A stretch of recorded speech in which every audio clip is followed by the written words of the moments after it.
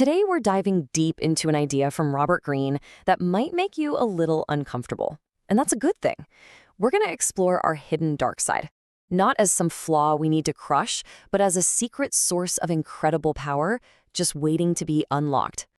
You know that moment, right? A sudden flash of anger, a comment that just slips out and you immediately wish you could take back.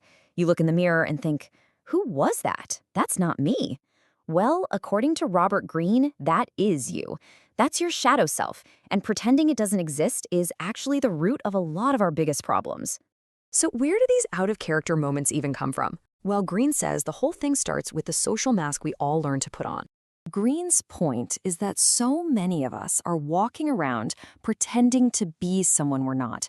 And this gap between our true self and the person we show to the world, it's a source of this deep, nagging pain.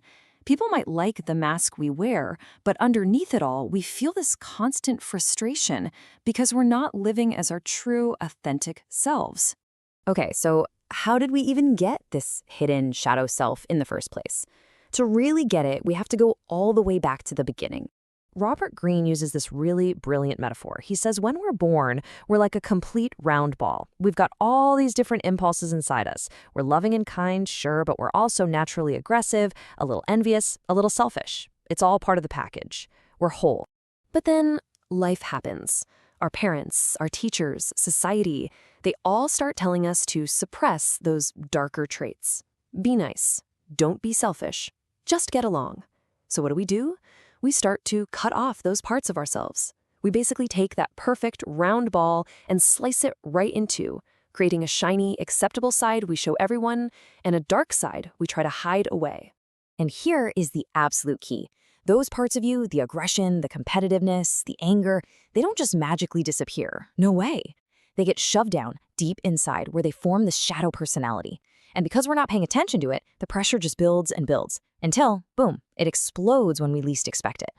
All right, so this is where it all changes. This is the big idea. What if that darkness we've been trying to hide our whole lives isn't a problem to be fixed? What if it's actually a massive source of untapped power? I mean, listen to that. This is such a radical idea. Greene is telling us that finally admitting you have these darker impulses isn't something to be ashamed of. It's actually liberating. It can feel euphoric to finally stop pretending you're some kind of saint and just accept your whole self, flaws and all. So really, it leaves us with a pretty clear choice. We can keep shoving this stuff down, which, as we've seen, just leads to frustration and those angry outbursts, or we can choose to integrate it. We can acknowledge it, own it, and channel it. And that path leads to being a more authentic, powerful, and truly liberated person. Now, let's be super clear. This isn't an excuse to go around being a jerk. It's about recognizing that the sheer amount of energy you've been using to keep your shadow hidden is enormous. Just imagine what you could accomplish if you could take all that energy and point it towards something you actually care about. Okay, so this all sounds great, but how do we actually do it? How do we take this raw, dark energy and turn it into something good? Well, Greene gives us a pretty straightforward method. It's really about finding a productive outlet for that raw emotion. So are you naturally aggressive? Do you have a really competitive streak? Awesome. Don't try to get rid of it. Channel it into raw ambition to be the absolute best at what you do. Do you feel a deep, burning anger about injustice in the world? Perfect. Don't just stew in it. Channel that anger into activism and actually go out and create change. You know, Greene himself is a great example. He's openly said he's an extremely competitive person. But instead of letting that come out in petty ways, he poured every ounce of that energy into his ambition to write the most powerful, impactful books he possibly could. That's shadow work in action. Now, this whole idea of embracing the difficult parts of ourselves isn't just about our emotions. It also applies to our experiences, especially the painful stuff, like failure and rejection. To really get this, let's just look at the word vulnerable for a second. It comes from the Latin word vulnus, which means wound. So to be vulnerable is literally to be open to being wounded. In a world that's constantly telling us to build up our defenses, Greene says, no, you need to be open. Think about it. If you spend your whole life terrified of failing, or being criticized, or getting rejected, you're actively avoiding learning anything meaningful.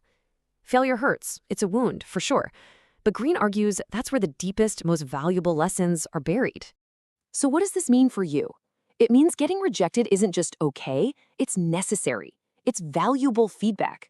It teaches you what you did wrong, it helps you build resilience, and it shows you where your limits are.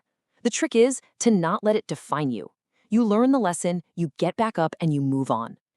And all of this, embracing your shadow, learning from failure, it all leads to this final, incredibly freeing realization.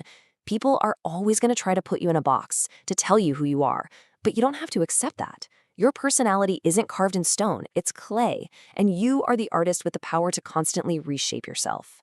So, as we wrap this up, the big question isn't about what dark parts of yourself you need to destroy. It's about what powerful parts of yourself you're finally ready to accept and integrate. With all of that energy, all of that power now at your command, the real question is, who will you choose to become?